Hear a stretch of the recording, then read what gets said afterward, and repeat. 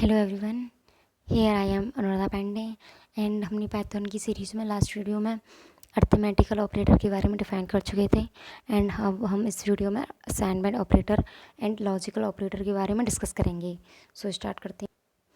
Python assignment operator के अंदर ये 8 सिंबल्स आते हैं। ये कुछ ना कुछ अर्थमेटिकल ऑपरेटर से रिलेटेड होते हैं, क्योंकि अर्थमेटिकल ऑपरेटर में जो जो सिंबल्स आते हैं वो इसमें हैं। बस उनके राइट साइड में इक्वल्स टू का साइन और लगा होता है।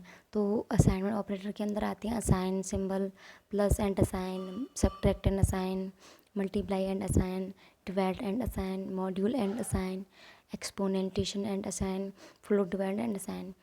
ये सारे सिंबल्स जो लेफ्ट हैंड पे लगे हुए हैं वो सारे अर्थमेटिकल ऑपरेटर के हैं, बट उनका मीन और इनका मीन थोड़ा सा डिफरेंट होता है। तो उसके बारे में हम देखेंगे कि इनका मीन क्या निकलता है, मतलब ये सिंबल्स किसी ऑपरेंड्स के बीच में आए तो उनकी वैल्यू क्या निकलती है। सो मैंने x इक्वल्स टू 9 ले लिया है, मतलब 9 को x में स्टोर कर लिया है। इक्वल्स टू का मतलब क्या होता है, असाइन करना। तो मैंने x के अंदर 9 को असाइन कर लिया है। And next x plus equals to 2। तो यहाँ पे प्लस इक्वल्स टू का मतलब क्या होता है, जो x की न्यू वैल्यू आएगी ना वो x में 2 प्लस ऐड करके और आएगी। तो x बराबर x प्लस 2, एक्स की वैल्यू थी 9, तो x की वैल्यू हो गई अब 11 2 ऐड करके। तो जब हम प्रिंट फंक्शन में x को डिफाइन करेंगे तो हमें 11 डिस्प्ले होना चाहिए, और वही हुआ है।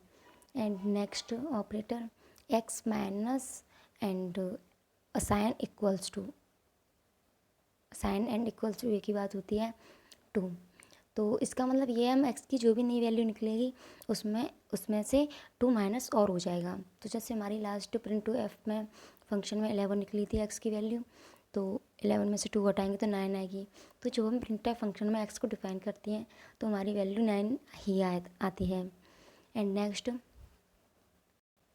x divide and assign 2।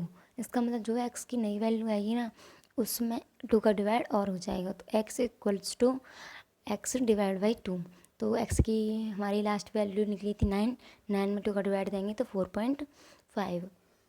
तो जब हम प्रिंट एफ फंक्शन में x को डिफाइन करेंगे तो 4.5 ही आया है। And next operator x module and assign 2। तो इसका मतलब ये है कि x की जो भी न्यू वैल्यू आएगी उसमें 2 का मॉड्यूल और हो जाएगा, मतलब x equals to x module 2। तो हमारी लास्ट x की वैल्यू 4.5 निकली थी, इसमें मॉड्यूल 2 कराएंगे तो 0.5 निकलेगी। तो प्रिंट एफ फंक्शन में जब x को डिफाइन करते हैं तो 0.5 ही निकलती है। And next operator x multiply and assign 2। इसका मतलब ये है कि x की जो नई वैल्यू आएगी उसका 2 में और मल्टीप्लाई होके आएगी। तो इसका मतलब x equal to x into 2। तो x की लास्ट वैल्यू हमारी 0.5 निकली थी, इंटू 2 करेंगे तो 1 आएगा। तो प्रिंटर फंक्शन में जब x को डिफाइन किया है तो 1 ही आया है। And next x float divide and assign 2।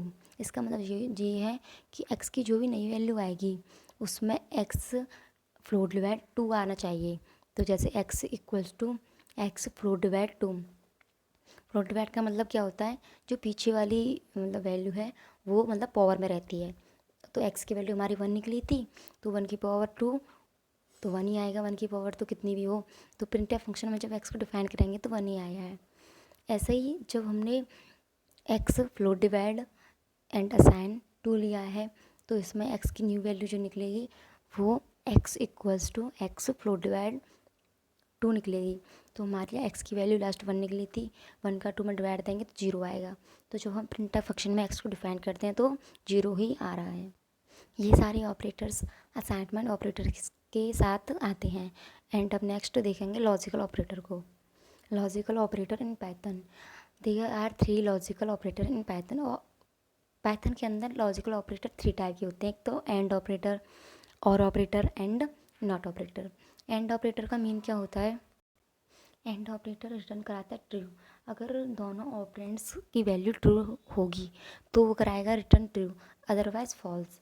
जैसे कि इसमें एग्जांपल में लिया है 4 ग्रेटर देन 2, तो ये राइट है ही है।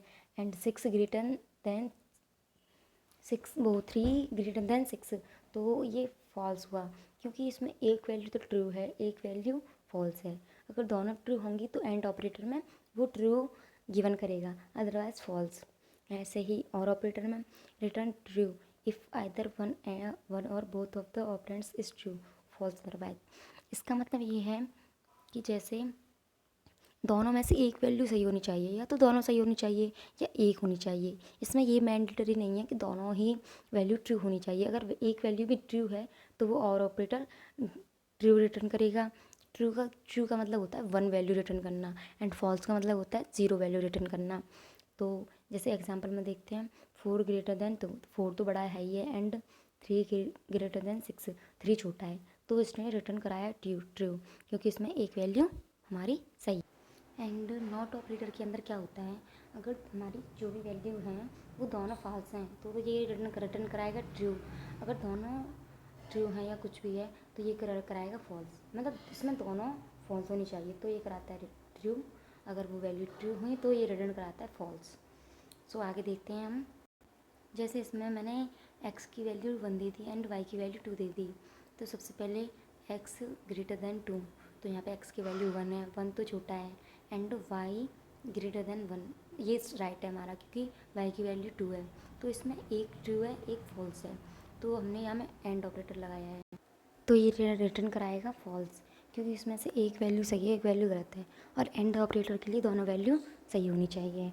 And next x less than 2, मतलब x की वैल्यू जो भी है वो 2 से छोटी है, और y लेस देन 1, मतलब y की जो वैल्यू है वो 1 से छोटी है, तो इसमें से एक सही है एक गलत है, और हमने यहाँ पे और ऑपरेटर का यूज किया है, तो ये आना चाहिए ट्रू, क्योंकि और ऑपरेटर की प्रॉपर्टी में क्या होता है कि एक तो ट्रू होना चाहिए एक फॉल्स होना चाहिए, तो इसमें से एक ट्रू है एक फॉल्स है, तो ये रिटर्न कराएगा ट्रू। एंड नॉट ऑपरेटर के लिए, अब नॉट x लेस देन 2, मतलब x की जो भी वैल्यू है वो 2 से छोटी है, तो ये हमारा सही है क्योंकि x की वैल्यू 2 से कम ही है, तो ये हमारा कराएगा फॉल्स। अगर क्योंकि इसने ये ट्रू बोला है, अगर फॉल्स बोलता तो इसमें ट्रू आता। And thank you.